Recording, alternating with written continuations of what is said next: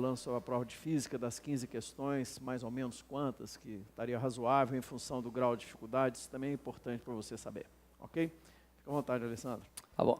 E aí, pessoal, espero que tenha ido todo mundo tranquilo. E a prova do Enem é o seguinte, mais ou menos 15 questões de física, sendo que 2 dessas questões foi físico-química, a outra física, um pouquinho de coisa de física, eu vou até comentar, teve muito físico-química, o resto física mesmo, a maioria não precisou de um conhecimento aprofundado dos fenômenos físicos, simplesmente precisou de uma interpretação do seu dia a dia ali, do que fazer, de um aproveitamento de utilização que você tem no seu dia a dia. Então ficou muito tranquilo. Uma questão ou outra saiu disso que o Enem propõe, que é aquela contextualização com o seu dia a dia, aquela coisa de tudo que você vê está acontecendo na prova. Tá. Eu vou falar aqui de uma questão, na verdade eu vou falar de 3 questões. Na primeira questão que eu vou falar aqui é a questão 84 da prova azul. A questão 84 diz o seguinte: ao diminuir o tamanho de orifício atravessado por um feixe de luz, passa menos luz por intervalo de tempo. E próximo da situação de completo fechamento do orifício, verifica-se que a luz apresenta um comportamento como ilustrado nas figuras. Sabe-se que o som, dentro de suas particularidades, também pode se comportar dessa forma. O que ele está gritando aqui para você? Como não tem muita contextualização, vou escrever aqui para você. Seguinte, ele colocou a lâmpada e um grande orifício.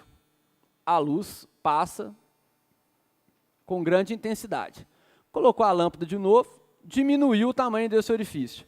Naturalmente, você tem menos luz passando nesse orifício. E quando ele diminuiu drasticamente o orifício, ele propôs esta figura. Uma espécie de espalhamento desse pouco de luz que está passando aqui. No caso, seria menos do que aqui e aqui. Nesse caso, o que eu achei diferente no Enem aqui, ó, que ele cobrou bem pesado e bem específico o conceito de difração da luz. Qual é o conceito de difração da luz? Ou difração de qualquer onda? É a capacidade que essa onda tem de contornar o obstáculo ou orifício no qual ela chega. Quais são as condições para que isso ocorra? O comprimento de onda desta onda tem que ser maior ou da mesma ordem de grandeza desse orifício. No caso, quando ele coloca essas figuras aqui para a gente, o que ele está mostrando? Que aqui o orifício foi tão pequeno que ele está na ordem de grandeza do comprimento de onda da luz, que é muito pequeno. Isso é muito difícil da gente ver no dia a dia. Eu, por exemplo, com todos esses anos que eu tenho de física, eu só vi isso em laboratório. Então, por isso que eu achei essa questão meio estranha para o caso do Enem, porque isso é muito difícil de ver. Mas ele cobrou a difração, a gente falou da difração, inclusive da difração da luz, da experiência, mas eu só achei estranho porque isso você não vê corriqueiramente. Então, o que é a difração? A onda contornando um obstáculo ou contornando um orifício. Se você já tivesse ouvido, como você viu, o fenômeno da difração acontecendo, ou o fenômeno da difração teoricamente, você iria saber disso, que é a onda contornando o obstáculo ou orifício. Aí pergunta-se aqui na questão, em qual das situações a seguir está representado o fenômeno descrito no texto? Se é o contorno de um obstáculo, no caso, um orifício, ficou muito fácil. Você identificando a difração fica muito fácil. Na minha letra A está aqui. Ao se esconder atrás de um muro, um menino ouve a conversa de seus colegas. Se ele se escondeu atrás do muro e a conversa, ou seja, o som, chegou até esse menino, significa que esse som contornou um obstáculo. Como a difração é o contorno de obstáculo ou orifício, aí está identificado o fenômeno, que é o fenômeno da difração. Ao esconder atrás de um muro, o menino ouve a conversa de seus colegas. O som sofrendo difração pelo muro e chegando aos colegas. A difração do som, ela acontece mais facilmente, todo mundo sabe. Por quê? Porque o comprimento de onda do som é muito grande. Então, qualquer obstáculo de ordem de grandeza que a gente está mais acostumado, portas, janelas, até mesmo montanhas, conseguem ser contornadas pelo comprimento de onda do som. O que, pelo contrário, acontece com a luz, só com aparelhos, geralmente, igual eu falei para vocês, vistos em laboratório. Vamos só dar uma olhadinha nas outras questões. O que eu falei no curso para vocês é uma grande realidade, é o seguinte: o Enem, ele coloca várias verdades dentro da questão, mas verdades que não respondem o que foi pedido. Por exemplo, ele colocou aqui: ao gritar diante de um desfiladeiro, uma pessoa ouve a repetição do seu próprio grito. Isso é verdade? Sim. Mas explica o som contornar o obstáculo? Não. Quando você grita diante de um desfiladeiro, o som chega no desfiladeiro e volta, sofrendo uma reflexão, que não é o fenômeno descrito, que é a difração. Letra C. Ao encostar o ouvido no chão, o homem percebe o som de uma locomotiva antes de ouvi-lo pelo ar. Significa o quê? Isso também é verdade, porque o som se propaga mais rápido no sólido, no caso do chão, do que no ar. Então, o som realmente chega, mas o fato do som se propagar mais rápido no sólido do que no gasoso não explica a difração. Letra D. Ao ouvir uma ambulância se aproximando, uma pessoa percebe o som mais agudo do que quando aquela se afasta. Corretíssimo. Só que isso é uma aplicação do efeito Doppler, aquela quando a fonte sonora está se aproximando de você, você ouve um som mais alto, mais agudo, e quando ela está se afastando, você ouve um som mais baixo, mais grave. E isso também não é explicado pela difração, e sim por outro fenômeno chamado efeito Doppler. Letra E. Ao emitir uma nota musical muito aguda, ou seja, um som muito alto, de frequência muito alta, uma cantora de ópera faz com que uma taça de cristal se despedace. Essa cantoria na taça de cristal faz realmente com que ela se despedace. Mas isso é o quê? É a frequência de emissão da nota musical da cantora ser parecida com a frequência de oscilação natural dessa taça de cristal, que, por ressonância, ou seja, uma combinação de oscilações com a mesma frequência, faz com que a amplitude do movimento aumente até que essa taça se quebre, que também não é explicado pela difração. Eu já acabei de falar, o fenômeno é a ressonância. Então, essa foi uma questão que eu achei que fugiu um pouco, simplesmente por causa dos desenhos.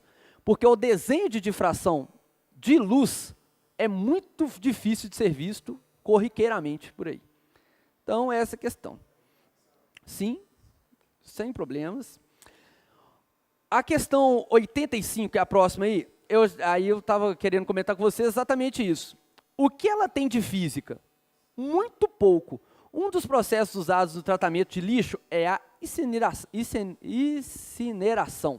que apresenta vantagens e desvantagens. Em São Paulo, por exemplo, o lixo é queimado a altas temperaturas e parte da energia liberada é transformada em energia elétrica. Isso é muito legal, né? No entanto, a incineração provoca a emissão de poluentes na atmosfera. O que ele está falando aqui? Transformação de energia no enunciado. Energia térmica se transformando em energia elétrica. Calor transformando em energia elétrica. Ótimo, ótimo. Agora, para você fazer isso, lógico que você está tendo queima. Se você tem queima, você tem combustão, você tem dejetos jogados por obviamente, uma chaminé. E isso, como é que eu posso minimizar o impacto ambiental nisso? Aí ele coloca, uma forma de minimizar as desvantagens da incineração, destacado no texto, é aumentar o volume de lixo incinerado para aumentar a produção de energia elétrica? Não. Você vai continuar emitindo. Fomentar, ou seja, incentivar o uso de filtros nas chaminés dos incineradores para diminuir a poluição do ar? Correto. Você colocou o filtro, né? Aí eu pergunto para você, tem física na questão? Sim. Precisa de física para responder a questão? Não. Então, isso é muito a cara do Enem.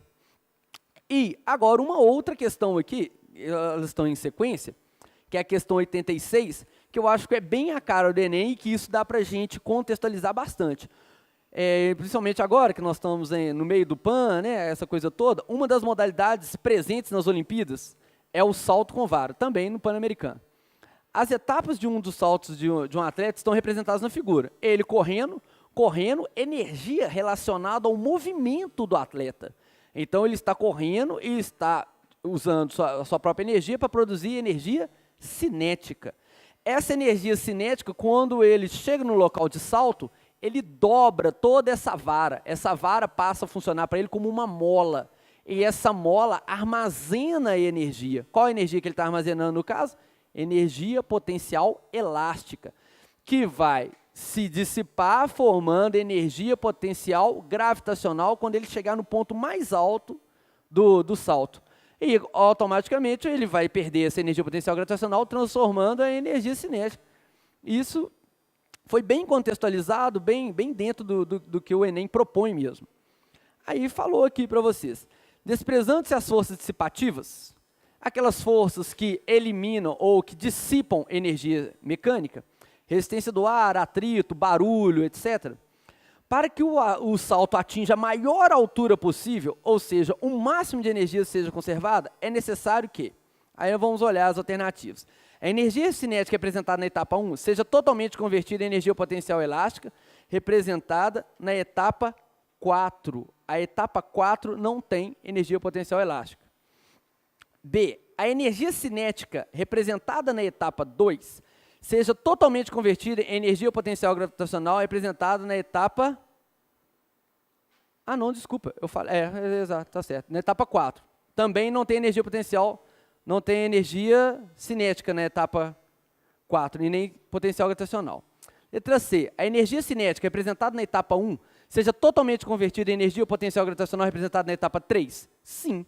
Aí você teve um máximo do aproveitamento de energia. Tranquilo, bem dentro do que a gente esperava. É isso aí, pessoal. Até a próxima.